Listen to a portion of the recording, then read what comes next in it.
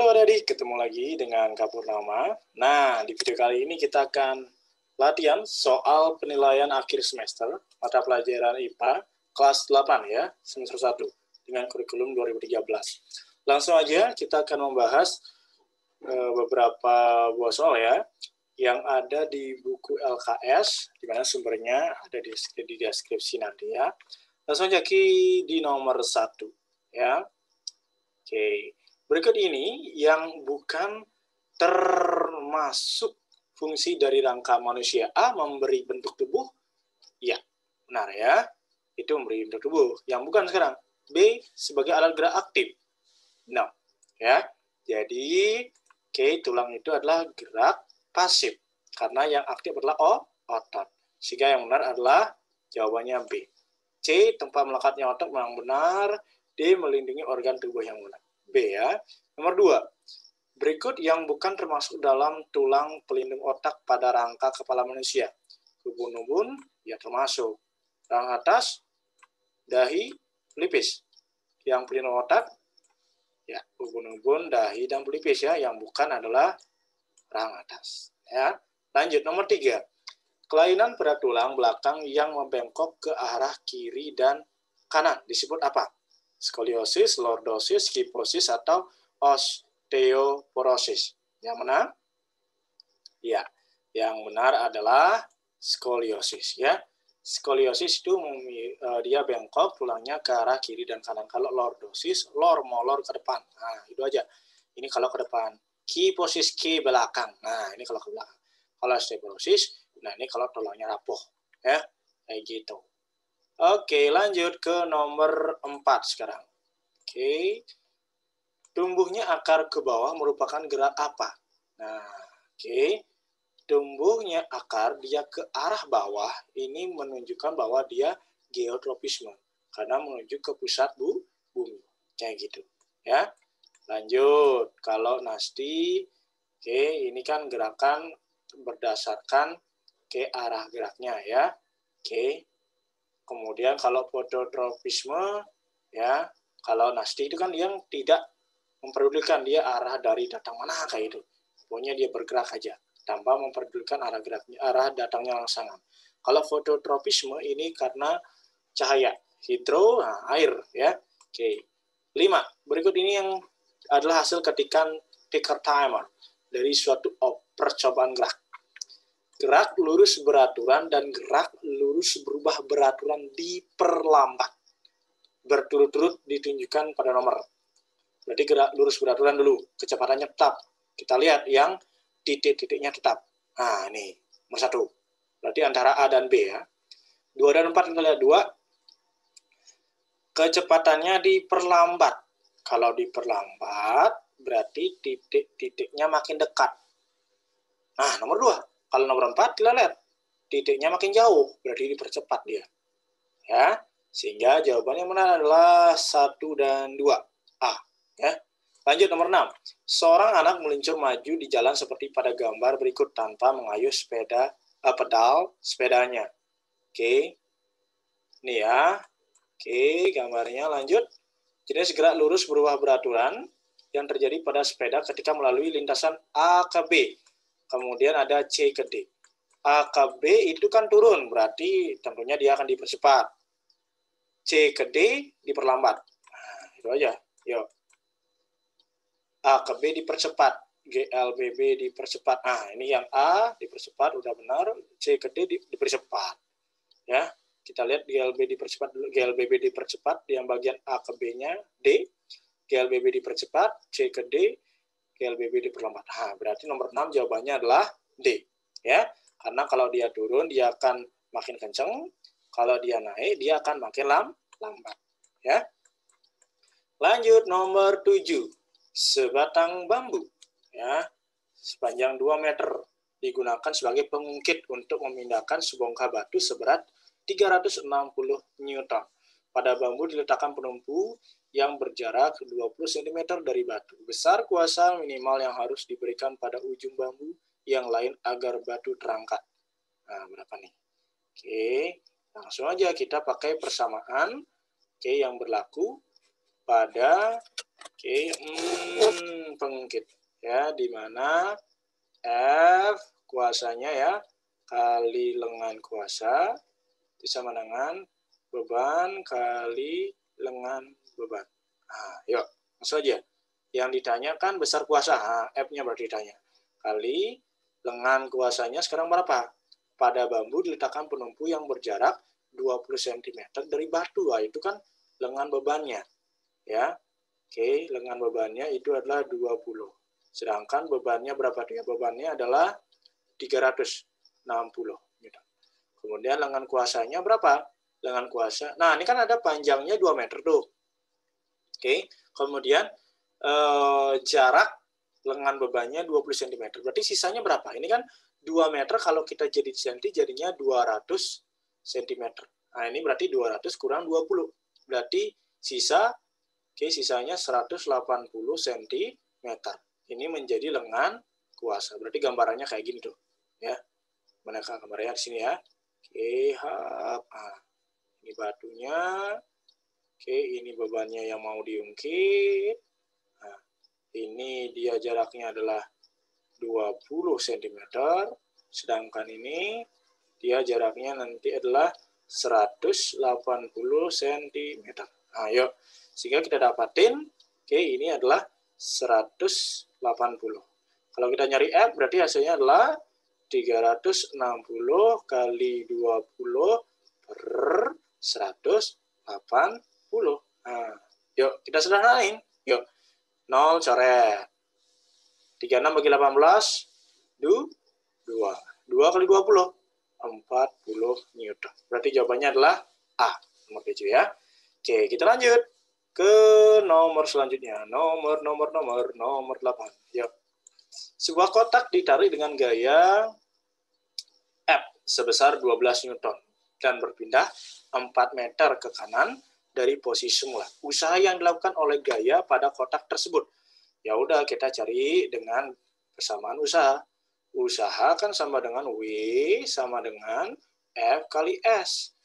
Gayanya berapa? Gayanya 12 kali perpindahannya berapa? 4.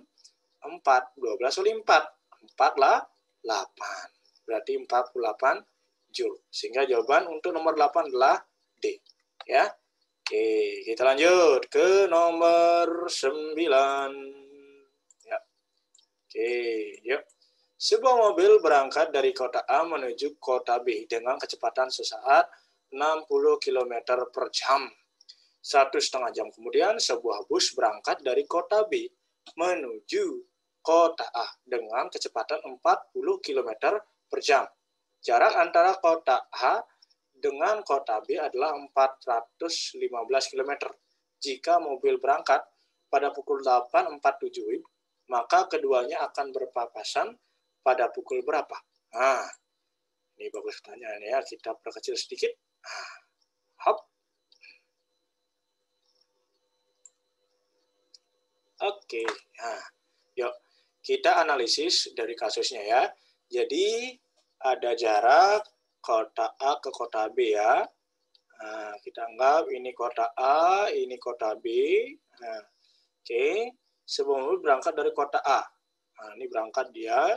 Kemudian setelah 1,5 jam ya, kemudian baru kota B, berarti dia 1,5 jam ini berjarak dulu, bergerak nih busnya. Mungkin sampai di sini lah kita angkat busnya. Berarti ada jarak sekarang nih antara bus A, ya, bus 1, anggap bus 1 dengan bus 2. Oke. Jadi ini keberangkatannya, waktu awalnya T0-nya adalah, oke, waktu awalnya adalah 8.47 WIB. Nah, ya. Kita cari dulu berapa jarak bis yang telah B1 lalui dari kota A, yang telah berjalan ya selama 1,5 jam. Nah, jadi kita cari, oke, kita anggap ini adalah XA, ini anggap X1, ini kita anggap oke X2. Nah, totalnya adalah X tot. Oke, X tot. Ya, oke. Kita cari dulu X1. X1 ini bisa dicari dengan kecepatan dari base ya 1 kali waktu yang telah ditempuh. Ya. Oke, X1-nya sama dengan berapa kecepatannya dari si bus mobil ya, mobil yang berangkat dari kota A. Oke, selama 1,5 jam kecepatannya adalah 60 kan ya. Kali waktunya berapa? 1,5 jam. 1,5. Sehingga jarak yang total ditempuh adalah 90 km. Berarti ini X1-nya 90 km. Berarti sisa jaraknya antara bus mobil 1 dengan mobil 2 berapa? Oke, sehingga kita dapatin oke, X2-nya, ini kan X dot ya, itu sama dengan X1 tambah X2 kan ya. Sehingga kita dapetin X2-nya, kita carikan ya, X2-nya itu sama dengan X dot kurang X1. Nah, kita dapetin X dot-nya adalah 415 kan, 415 dikurangi 90. Nah, sehingga kita dapetin berapa? 325 km. Berarti kita udah dapat ya. Oke. Jarak antara mobil 1 dengan mobil 2 yang tersisa adalah 325 km. Nah, dari sini baru mobil berangkat di pukul 8.47. Sisa jarak hanya 325 km. Ya, baru berangkat mobil 2-nya ini di pukul 8.47. Ya. Nah, sekarang kita cari berapa waktu untuk berpapasan. Oke, kalau sistem berpapasan, kecepatannya ya, kecepatannya ditambah. Nah, kayak gitu ya. Oke. Nah, jadi antara kecepatan 1 dengan kecepatan 2 ditambah. Hasilnya adalah 60 tambah 40. Sehingga kita dapatkan berapa? 100 ya, kilometer per jam. Nah, berarti kecepatan keduanya karena dia saling akan berpapasan ya, sehingga kecepatannya ditambah. Kayak gitu antara satu sama lain. Sehingga kita dapatin waktu untuk menyelesaikan 325 km. Nah, intinya kalau berpapasan kan berarti jarak kesemuanya telah dilalui ya. Oke, oleh mobil 1 dengan mobil 2 kan ya, secara bagi-bagi gitu loh ya. Walaupun pembagiannya tidak merata karena mobil 1 60 km per jam, mobil 2 40 km per jam ya. Oke, sehingga kita akan dapatkan ya waktunya adalah oke kan V sama dengan S per T. Nah, kita dapatin T sama dengan S per V. S-nya berapa? Jaraknya yang sisa berapa? 325 km per V-nya berapa kecepatan totalnya? 100 km per jam. Sehingga kita dapatin oke, hasilnya 325 bagi 100 3,25 ya, 3,25 jam. Oke, kalau kita ubah ini jadinya 3 jam ditambah 0,25 jam. Kayaknya itu kan ya. 3 jam tambah 0,25 itu kan seperempat jam berapa? 15 menit. Berarti waktu untuk berpapasan antara mobil 1 dengan mobil 2 ya, itu perlu waktu 3 jam 15 menit. Ya. Oke, sehingga kita tinggal tambahin waktunya 8:47 tambah 3 jam jadinya kan 8 tambah 3 11 11.47.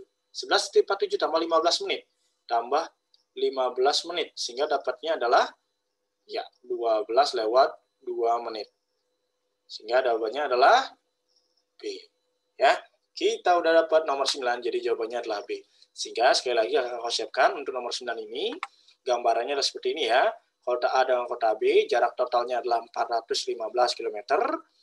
Mobil 1 berjalan dulu selama 1,5 jam, sehingga ada jarak yang sudah ditempuh, ya 90 km yang kita dapat, sehingga sisa jarak antara mobil 1 dengan mobil 2 hanyalah 325 km. Nah, sekarang berapa waktu untuk berpapasan? Kalau kasus berpapasan, kecepatannya ditambah. Gitu ya. Sehingga kita dapatkan penyelesaian seperti ini. Oke. Baik, itu dia untuk nomor 9. Kita lanjut ke soal selanjutnya ya, adik-adik. Oke. Nomor 10. Arman mengangkat keranjang berisi pepaya bermassa 3.750 gram. Nah, yuk, langsung aja. Oke. Diketahui, yuk. Masanya adalah 3.750 gram. Ini sama dengan 3,75 kilogram. Dari lantai ke atas meja, jika tinggi meja berarti tinggi meja. Ya, 120 cm. Nah, itu kan menjadi perpindahannya kan ya, berarti S-nya. Nah, itu adalah 120 cm. Ini sama dengan 1,2 meter. Dan percepatan gravitasi G itu sama dengan 10 meter per sekon kuadrat. Maka besar usaha yang dilakukan Arman adalah sebesar, ditanya berarti besar usahanya. Oke, W itu sama dengan berapa? Oke, W besar ini ya. Jawab. Oke, W sama dengan F kali S kan ya. Oke, W sama dengan F ini bisa diubah juga menjadi gaya berat. Gaya berat itu sama dengan M kali G kali S. Ya, dalam kasus ini ya. Jadi, gaya yang diperlukan adalah sebesar berat dari bendanya. Nah, berat dari bendanya, massa kali gravitasi. Nah, sehingga kita dapatin W sama dengan 3,75 kali 10 kali 1,2. Nah, tinggal kali ini yuk, bareng-bareng. Ya, oke. Yuk, 3,75 kali 10, W sama dengan, atau enggak, langsung aja 10 kali 1,2, kan itu sama dengan 12 kan ya. Oke, berarti kan kita sisa dapat 3,75, ya. 3,75 itu dikali 12 kan ya. Kali 12. Nah, sehingga kita dapatkan W sama dengan 45 Joule. Nah, dapat deh. Sehingga jawaban untuk nomor 10 itu adalah B. Oke. Baik, itu dia untuk nomor 10. Kita lanjut ke nomor 11. Ya, benda bermassa 420 gram. Oke, lanjut aja. Langsung diketahui ya. Oke. Benda bermassa 420 kg, berarti massanya 420 kg. Ditarik ke atas dengan menggunakan katrol bebas. Nah, katrol bebas, berarti G, di sini G-nya itu sama dengan 10 meter per sekon kuadrat. Katrol bebas. Kalau katrol bebas, keuntungan mekanisnya berapa? KM-nya kan sama dengan 2. Ya. Gaya yang diperlukan untuk menarik benda adalah sebesar, langsung aja deh, yuk. Ditanya gaya kuasanya. Oke, jawab. Oke, persamaan pada katrol yang berlaku kita gunakan KM dengan keuntungan mekanis yang kita tahu ya. Gaya beban dibagi gaya kuasa. Nah, yuk. Keuntungan mekanisnya kan 2, gaya bebannya berapa? Bebannya kan massa kali, massa kali gravitasi, sama yang kali. Massa kali gravitasi, massanya berapa? 420 kali G-nya berapa? 10 per F. Ya, F-nya berapa sekarang? Nah, itu yang dicarikan. Sehingga kita dapatin FK sama dengan 4.200 kan ya, per 2. 42 bagi 2, 2, 1, 0, 0. Berarti 2.100. C. 11C ya, kita dapat ini ya. Oke, itu dia. Kita lanjut. Nomor 12. Ya. Seseorang mendorong sebuah troli. Nah, yuk langsung aja. Diketahui. Seseorang mendorong sebuah troli selama 30 detik. Berarti ini T-nya ya, sama dengan 30 sekon. Yuk. Dengan gaya 20 Newton, berarti FT ya, 20 Newton. Jika selama mendorong tersebut, troli dapat berpindah sejauh 18 meter, berarti perpindahan S, 18 meter. Maka daya, berarti yang ditanya daya. Ditanya daya, P ya. Oke. Nah, daya yang diberikan oleh pendorong tersebut sebesar, nah dayanya berapa sekarang nih? Daya itu bisa dicari, yuk. Sama dengan, P P sama dengan W per T. Di mana P itu kan usaha. Usaha itu sama dengan F kali S per T di sini ya. Maka P sama dengan F-nya berapa? F-nya, G-nya itu adalah 20. Ya. Kemudian S-nya 18. Dibagi T-nya berapa sekarang? T-nya 30. Ya kan ya? Oke, kita coret nolnya. 18 bagi 3 itu adalah 6. 6 kali 2, 12. Berarti 12 watt. Ya. Maka P-nya sama dengan 12 watt. D. Ya. Oke, itu dia. Kita udah dapat nomor 12. Jadi jawabannya adalah D. Ya. Oke, kita lanjut. Oke, adik-adik, kita lanjut nomor selanjutnya, nomor 13. Yuk. Oke. Bagian akar tumbuhan dikotil dewasa yang tidak jelas batasnya bila dilihat di bawah mikroskop cahaya. Rambut akar, perisikal, tudung akar, dan korteks. Yang mana? Ya, B, perisikal ya. Oke, 14. Tumbuhan dikotil dapat dibedakan dari monokotil berdasarkan ciri khas di bawah ini. Kecuali apa? Morfologi bunga? Bisa. Anatomi batang? Bisa. Susunan akar? Bisa. Sifat haploid sel kelamin? Tidak bisa. Ya, kan memang sifatnya haploid kalau sel kelamin ya. Lanjut nomor 15. Letak pembuluh angkut pada batang tumbuhan dikotil adalah yang mana? Tersebar, sejajar, berhadapan, atau berselang-seling? Ya, D. Berselang-seling. Kalau monokotil dia tersebar. Ya, acak, tidak teratur. 16. Jaringan epidermis pada bagian bawah daun berubah bentuk menjadi apa? Biasanya kalian udah tahu kan ya, dia gunanya untuk bernapas. Oke, stomata. Oke, 17. Tipe bunga dapat ditentukan berdasarkan keberadaan kelopak, mahkota, benang sari, dan putik. Tipe bunga yang memiliki kelopak, mahkota, benang sari, dan putik disebut, ini udah sering dapat di SD ya, bunga sempurna. Ya. 18. Protein mengalami proses pencernaan secara kimiawi di dalam organ apa? Oke, di mana mengalami proses secara kimiawi? Ya, C ya, lambung dan usus halus. 19. Penyakit yang disebabkan oleh stres, makanan pedas, dan mikroorganisme patogen tertentu adalah diare, kolik, disentri, atau appendicitis. Oke, secara lebih tepat sebenarnya di sini nggak ada jawabannya ya. Oke, yang lebih tepat sebenarnya itu adalah gastritis ya. Oke, itu lebih menuju kepada mah. Nah, kalau di sini kalau dipilih disuruh yang paling mendekati kemungkinan ya, itu adalah diare dia masuk ya. Oke, kita lanjut saja untuk nomor 19, kita lanjut ke nomor 20. Salah satu fungsi asam klorida dalam lambung adalah untuk apa nih? A, B, C, D.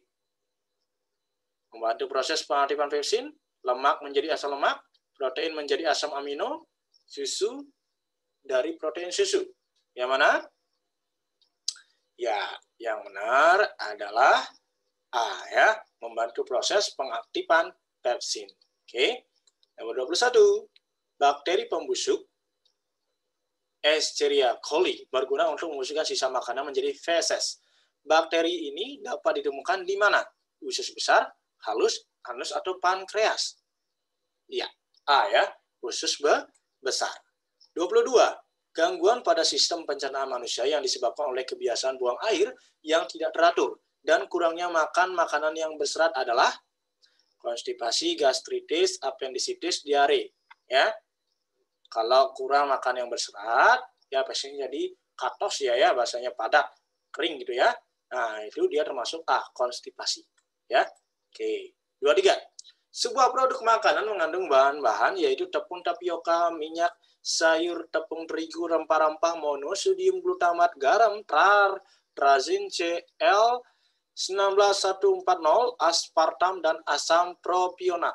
Dari bahan tersebut yang merupakan zat penyedap rasa buatan yaitu A. Asam propionat, B. Tartrazin CL 19140, C. Monosodium glutamat, D. Gula yang merupakan penyedap rasa buatan yang mana adik-adik? Ya, C ya, monosodium glutamat. Oke, lanjut nomor 24. Kenapa menginginkan pola hidup sehat ditanamkan pada anaknya sejak dini? Salah satu usahanya adalah membuat produk olahan pangan berbahan dasar alami. Nah, oke, ini ada lanjutannya. Oke, hop. Membuat puding yang berwarna hijau seperti warna kesukaan anaknya.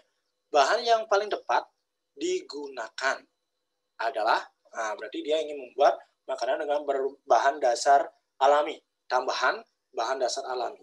Nah, di sini dia ingin membuat puding yang berwarna hijau. Perlu pewarna alami untuk warna hijau. Apa dia? Kurkumin, antostamin, daun pandan, atau fast green VFC. Oke, kok VFC ya? Fast green FCF ya harusnya ya. Oke, yang mana? Ya, yang C ya, daun pandan. Oke, jadi yang tepat digunakan untuk bahan alami adalah daun pandan. Lanjut, nomor 25. Mengonsumsi monosodium glutamat (MSG) secara berlebih beresiko terkena penyakit Chinese Restaurant Syndrome yang ditandai dengan gejala apa? Oke, A. Kepala pusing, kulit kering, dan ruas sendi terasa kaku. B. Dada terasa panas dan napas terasa sesak serta disertai pusing-pusing. C. Naiknya tekanan darah, detak jantung meningkat, dan perut mual. D. Tekanan darah menurun, perut terasa mual, dan detak jantung melemah. Yang mana? Ya. Oke. B. Dada terasa panas dan napas terasa sesak disertai pusing-pusing ya. Lanjut, nomor 26. Pada rumah sakit rehabilitasi narkoba terdapat pasien yang apabila penggunaan narkoba dihentikan secara spontan ya, maka pecandu akan mengalami rasa nyeri, berkeringat, demam, gemetar, bahkan sampai tak sadarkan diri. Hal ini disebut kondisi apa? Ini udah sering kita tahu ya. Fly, sakau, kejang, atau overdosis. Yang mana? B. Ya, sakau. Lanjut, nomor 27, adik-adik. Sel darah merah berfungsi untuk apa?